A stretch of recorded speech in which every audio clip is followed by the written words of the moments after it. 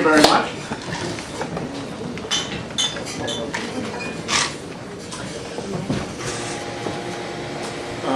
Just wanted to say this is a long time coming for me. Gray started as a short story in, I think, 1984, believe it or not. And I worked on it many times, on and off over the years, and it's finally come to fruition. It's great. Thank you all for being here, and I want to dedicate tonight's reading to my agent, Ginger Clark. Yay,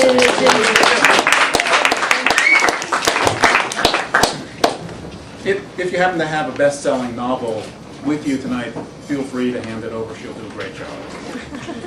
Can you hear me in the back okay? Yes. I'm going to read chapter 1, so there's no setup. Nora and I finished our fried whale and plum sandwiches, our cream coffees, and the cocoa and coca pastries, and sat in a comfortable silence as landscapes of buildings and millions of well-wishers whirred past the windows at 600 kilometers per hour.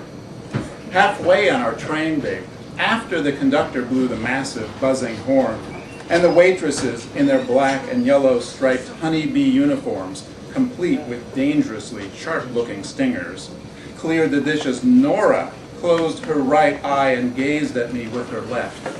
I, in turn, did the same, and it was like we were the perfect couple. This was our fourth and last date before our marriage, and while the whole thing had been arranged between our parents to complete the merger of our family's companies, I could not have imagined or wished for someone as wonderful as she. Standing just an inch below my 6'3", with shiny black hair, a light walnut complexion and obsidian eyes, her features were wide and open like an innocent doll, but she was also intelligent and witty. Most impressive of all was that she, like myself, loved the fashion magazine Pure H. We quoted from it, dressed and struck poses like the models, and felt like we were the beautiful people, the beautiful and tragic people of our dreams. Two of her attendants, all in black, helped Nora from her chair and adjusted her clothes as she walked. Her long gray satellite cotton coat had spherical metal buttons with craters exactly like the moon. Beneath her gray suit, her shirt had a high collar like mine, and the material looked so smooth it could have been made of fine powder. The cut and tailoring was impeccable, of course, as she worked with October 13th, the best woman's tailor in the world. Since the date took place on the inaugural voyage of a new super luxury B train, which circled the Pacific Rim, Nora and I were obliged to tour all the cars with a camera crew. She seemed to enjoy the nature car best, and it was a calming space with its small trees, shrubs, and manicured lawn, where sat an arrangement of lemon and lime chase lounges. Before we exited, she stopped to pet one of the tigers, and I watched the gentle curve of her gloved fingers against the striped fur. Growing up, Nora had studied classical dance, and unlike the wild and useless gyrations of my youth, her training had given her a supple, athletic grace which permeated all her movements. The way she stroked the beast reminded me of just how elegant were her gestures. During our first date in the city of Kong at the top of Convolution Tower before 1,000 cameras and 5 oceans of lights, as we had sampled white rhinoceros tartare, black truffle sugar, and fugu tarts, it had been her grace which most impressed me. And later, as I reviewed the recording, I watched her charcoal-gloved hands move like 2 elegant sea nettles undulating in warm ocean currents. When she held her wine glass, her spare pinky hovered effortlessly to the side. When picking up her silverware, her fingers curled around the metal slowly, like miniature constricting snakes. And at the end of our date, when she waved goodbye, she cupped her hands slightly with her fingers together, arched and tranquil. During that first date, we just glanced at each other shyly. I had been nervous, and not because of how many people were watching or what it meant to the companies, but because I knew I was in the presence of a rare person. We said not a word until moments before our post-date interviews. She leaned toward my ear and whispered, "Embellishments." The breathiness and sexiness of her tone was one I hadn't heard on any of the recordings I had reviewed prior to our date. I shivered. And her single perfect word was luminous, quoted from an ad in Pure H for a company that sold plutonium buttons. It read, "Embellishments, a week of green rain."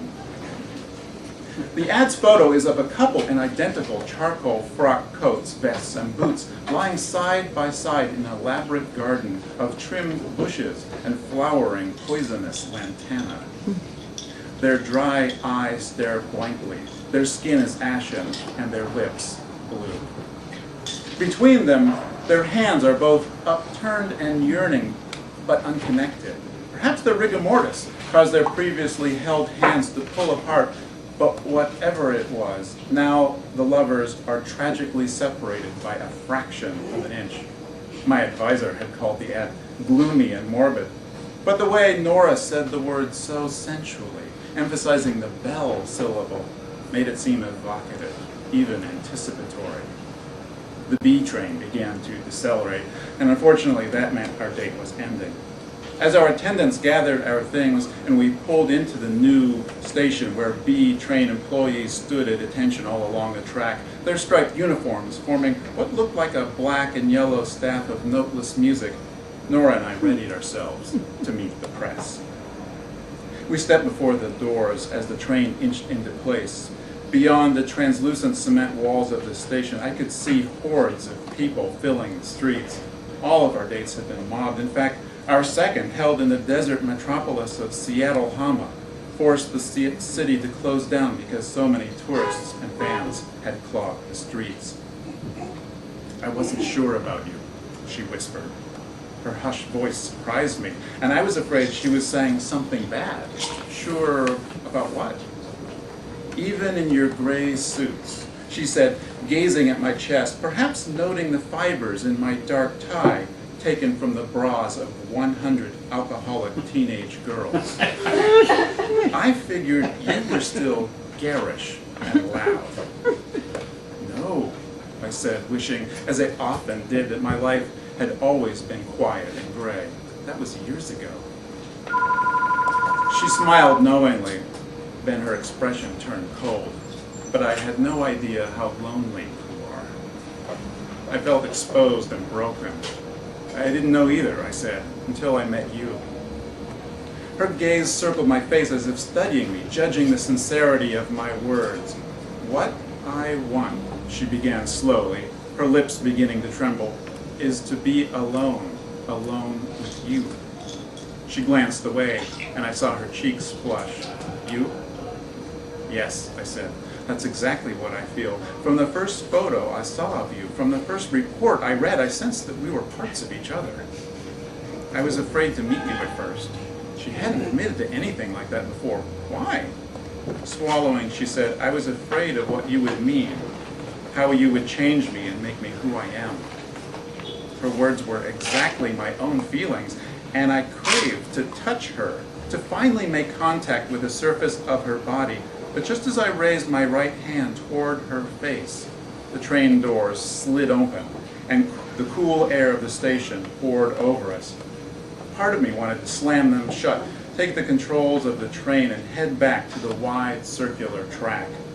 We could live in constant motion, in the seclusion of the nature car, and never have to take another step in the rest of the world. But then I thought of a story in Pure H of a man who lived his whole life on a train. At 83, when he's finally forced off, he stumbles on solid ground and cracks his skull. "Will we?" she asked so quietly I barely heard. "In this awful world, will we?" She meant, would we find silence, solitude, and love? I took her gloved hand in mine, inhaled her delicate sassafras, sandalwood, and amber gray. "We will," I said, as I led us from the train. We walked past the bowing B girls and the conductor in his 3-foot-tall blue and white striped hat, Frankly, I wasn't happy that our dates were so commercialized, but Father was hungry for any publicity angle and glad to take their cash. With a nod, I thanked him and wished he and the B train good luck with their launch. Camera crews scurried around us as we made the too-long trek across the new glass and titanium station, christened as it was by our presence. The new station was quiet, hollow and still, but beyond the doors, the stage and the podium, we could see thousands of reporters and tens of thousands of fans waiting for our comments and post-date impressions. Nora and I glanced at each other, and I saw a weariness in her. Once we were married, I told myself, we would be able to submerge beneath the scrutiny of the millions of camera lenses, the critics' judgments, and the multitudes of opinions. But today, we had our duty. When we stepped outside, the crowd's noise rushed over us like a tidal wave. Lights flashed. Everyone began cheering, clapping, and shouting. When we started toward the podium, 10 feet away, Nora pulled her hand from mine. She did it gently, but the feeling it gave me was that I had done something wrong, that she was annoyed or had changed her mind about me. As I frantically tried to remember the agreed-upon blocking, but couldn't now recall if we were supposed to be holding hands or not, I stared forward into the cameras and tried to pretend that nothing unusual had happened, that my heart hadn't just been cracked. But as I tried to smile, I was sure I could hear the servo motors whine as the cameras all zoomed in on my flushed face. When I turned, Nora was tugging off the charcoal chenille glove from her left hand. I saw a metallic flash of what looked like a tiny surgical robot, and then an inch line of blood welled across the creases of her palm. Although her hand and blood were in color, of course, it was just like an image from Pure H in an ad for a top-of-the-line Invisipearl finishing stitch machine. The photo was a close-up of a wounded woman's hand resting on wet sand. Beneath the image, the copy read, "The moment became her life." My advisor had told me that the hand was that of a dead woman and that the moment had passed. But as Nora held her hand for me to see clearly, she believed the moment was approaching, and moreover that the wound was evidence of a struggle that the hand had endured on its journey to this climactic moment. I loved her hopeful interpretation. Most photographers around the stage pushed, shoved, and jockeyed for position to capture the image, but a few who obviously knew Pure H lowered their cameras in respect and awe. And then Nora, whose eyes were quivering with tears of what I imagined were joy and pain, held her bloody hand toward me. That was how she felt. She wasn't just offering the warm smoothness of her skin, but the river of her life, the solution of her heart. I felt a jolt of excitement as my fingers met her soft and warm flesh. At first, I clasped her hand as gently as one might a dove. Her fingers curled around mine, and when our palms touched, I felt the heat of her blood. A moment later, I squeezed her gently and spread the wetness between us. And had I known what would happen in the next 10 minutes, I would have never let go. As we stepped before the podium, a moderator, a short, stocky man who I recognized from some interview show on the channels, pointed to a reporter in the crowd and asked for the first question. "Nora, does that mean you're in love?" Her grip tightened around my fingers, and I imagined the question embarrassed her. In the delay before she replied, I wondered if I should speak for her to diffuse the awkwardness. "Love is an important subject to ponder," she said into the pipe organ of microphones before us. After a sly glance toward me, she nodded once to the crowd to indicate that that was her answer. "You're rumored to be involved with a robot. Is it true?" "Nora, do you cut yourself? Is your father on ARU?" The MC asked them to go one at a time, but questions came from every angle. And again, "Are you really a purebred, Michael? What are you planning for your wedding night? Nora, are you sterile from the pseudocol wars? They say 5 women actually write Pure H. Think that's true? Does your dad hate you, Michael? What's that blood thing mean?" The blood thing said Nora, emphasizing the word as if to mock the reporter's intelligence, is just for Michael. I would never let someone touch my insides without feeling the enchantment I do toward him. I loved her word enchantment. It felt mysterious yet solid, as if carved from a block of fragrant eucalyptus. I knew I couldn't be more lucky and blessed, and tried to keep my eyes focused, forward and clear, like a good foot soldier, but I could feel the salt water rise. When I wiped my eyes with a handkerchief, more questions rained down on us, despite the little man trying to maintain order. One at a time, he pleaded. Are you crying? Michael, when will you take over River Group? Are those tears of love, or is this another of your dad's crazy schemes? Are you both virgins? Michael, they say you secretly dance bang. Is it true? Is your father's DNA muted? What's it like to be with Michael Rivers? Have you two done it? We fielded the proper questions as best we could, but they kept coming faster and faster. Meanwhile, the moderator became so flustered, he started shouting. The reporters screamed back.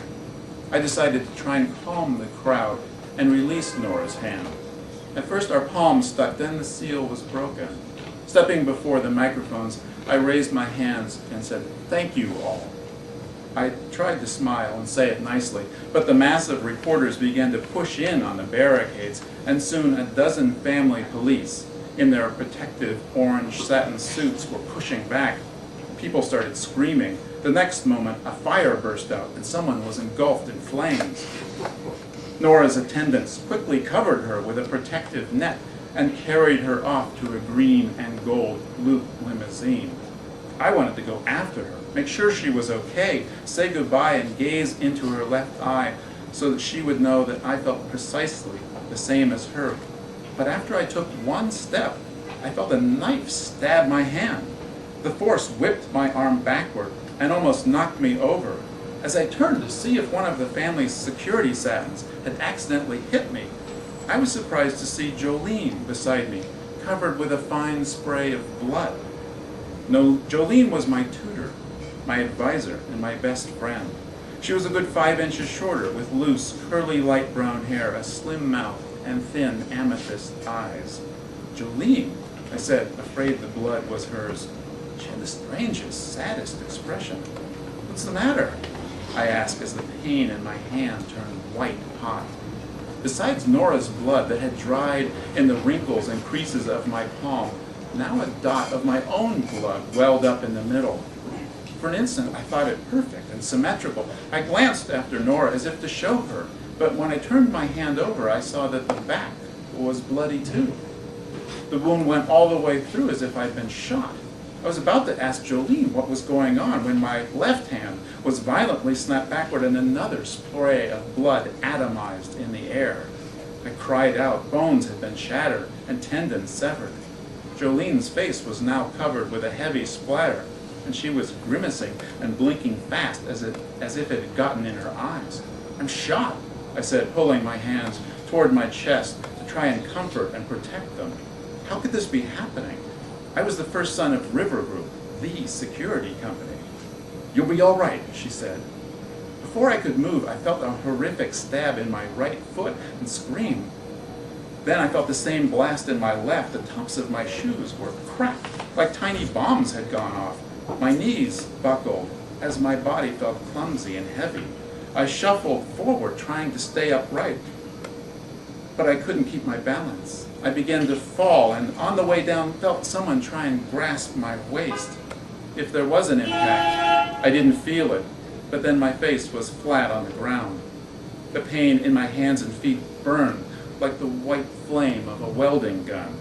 The salty smell of blood filled my nose. All around I heard screams. Jolene shouted the word ambulance several times.